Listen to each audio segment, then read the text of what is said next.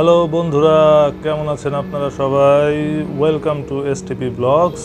আজকে আমি অনেকদিন পরে এসেছি তৌফিক পিয়াস আপনাদের সামনে নতুন একটি ভিডিও নিয়ে। আচ্ছা, এটা দেখতে পাচ্ছেন আপনারা টঙ্গী ইজতেমা মাঠ। এখানে হচ্ছে বিশ্ব ইজতেমা, এটা এই মাঠেই হয়। এটা ইজতেমা মাঠের একাংশ আপনারা দেখতে পাচ্ছেন। তো এটাকে বলে মিলগেট।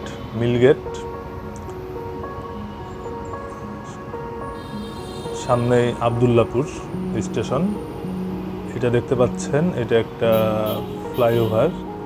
এটা আজমপুর থেকে শুরু হয়ে একদম টঙ্গী স্টেশন গেট গিয়ে নেমেছে এই ফ্লাইওভারটা আসলে অনেক কার্যকরী একটা ফ্লাইওভার।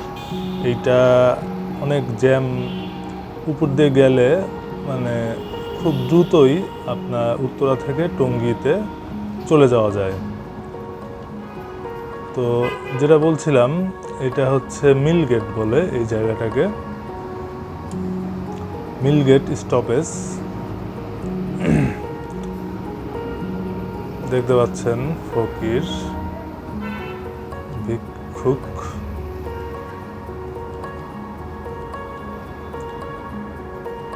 এই যে ইজতেমা মাঠটি আবার দেখাচ্ছি, ইজতেমা মাঠের একাংশ। এই যে এই পাশে বিল্ডিং, এগুলো সব উত্তরার মধ্যে। এই বিল্ডিংগুলো, অনেক গরু দেখতে পাচ্ছেন, গরুগুলো ঘাস খাচ্ছে। অনেক ঘাস মাঠে, যার কারণে গরুগুলো ঘাস খাচ্ছে। তো আমি মূলত যাব এখান থেকে গাজীপুর কাশিমপুর। এই যে কাশিমপুরের কোনাবাড়ি আর কি, গাজীপুর কাশিমপুর কোনাবাড়িতে আমি চলে এসেছি। এটা একটা অদ্ভুত একটা ব্রিজ। এই ব্রিজটা আপনারা দেখতে পাচ্ছেন যে ব্রিজ, বাট এই ব্রিজ দিয়ে কোনো গাড়ি চলাচল করে না। এটা একটা স্পেশাল ব্রিজ বলতে পারেন। নতুন একটা ব্রিজ হয়েছে। এই ব্রিজের উপরে দোকান, মানে মার্কেট, বিভিন্ন রকমের দোকান এই ব্রিজের উপরে। এই ব্রিজের উপরে কোনো গাড়ি চলাচল করে না। আমরা যেই ব্রিজটার উপর দিয়ে আসলাম, এটা পুরাতন ব্রিজ, এটা যে কোনো সময় ভেঙে যেতে পারে, যার কারণে ওই নতুন ব্রিজটা বানানো হয়েছিল। বাট ওই ব্রিজের উপরে কোনো গাড়ি চলাচল করে না। এটা হচ্ছে আমবাগ সুপার মার্কেট। এটা কোনাবাড়ি, কাশিমপুর কোনাবাড়ি আমবাগ সুপার মার্কেট। তো এই ধরনের জিনিসগুলো আসলে বাংলাদেশেই সম্ভব। একমাত্র বাংলাদেশেই এগুলো সম্ভব। ব্রিজ, এরকম অনেক ব্রিজই আমরা আগে দেখেছি যে ব্রিজ আছে, কিন্তু ব্রিজ থেকে নামার কোনো জায়গা নাই। তো আমতলা থেকে এখন চলে আসলাম গ্যারেজে। এই গ্যারেজে বাইকটা ওয়াশ করাবো। বাইকের অবস্থা খুবই কাহিল। আমি বাসায় গিয়েছিলাম, বাসা থেকে আমার ছেলেটাকে নিয়ে গ্যারেজে আসলাম, AS বাইক পয়েন্ট। এখান থেকে আমি বাইক ওয়াশ করাই। এই যে আমার ছেলে ওরহান, ওকে বাসা থেকে নিয়ে আসলাম। ও একটু ওর বেড়ানোও হলো, ওয়াশ করা দেখবে সে, এই জন্য নিয়ে এসেছি। এটা হচ্ছে দেখতে পাচ্ছেন সিরামিক রোড, মিরপুর 12 নম্বর। এই রোডটাকে বলে সিরামিক রোড। পাশে সিরামিকের গেট। এই যে এই দোকানেই আমি যেখান থেকে ওয়াশ করাই তারই এটা দোকান। এখানে প্রচুর বাইকের দোকান, বাইকের সার্ভিসিংয়ের দোকান। এই পুরো রোডটা ধরেই, এই পুরো সিরামিক রোড ধরেই অনেক বাইক সার্ভিসিংয়ের দোকান।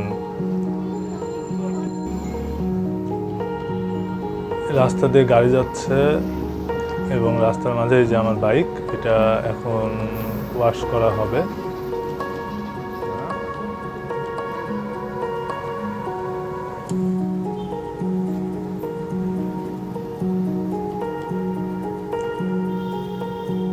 তো আশেপাশে দেখতে পাচ্ছেন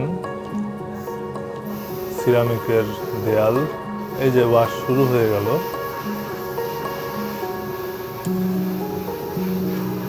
ওয়াশটা করিয়ে চলে যাব বাসায় এবং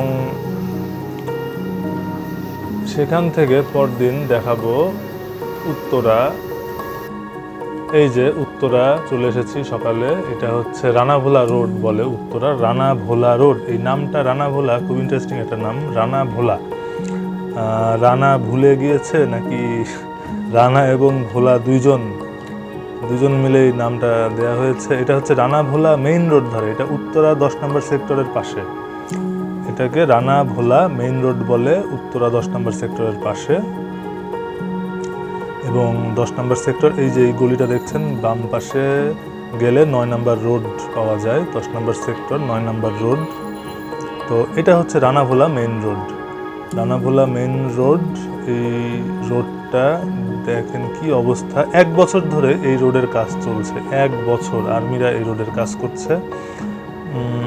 এখন পর্যন্ত রোডটা কমপ্লিট হয় নাই। অলরেডি 1 বছর পার হয়ে গেছে, প্রায় 1.5 বছরের মতো হবে এই রোডের কাজ চলছে। এবং এখানে আপনার একটু পরে দেখতে পাবেন মোশাররফ করিম, নাট্য অভিনেতা মোশাররফ করিমের দোকান।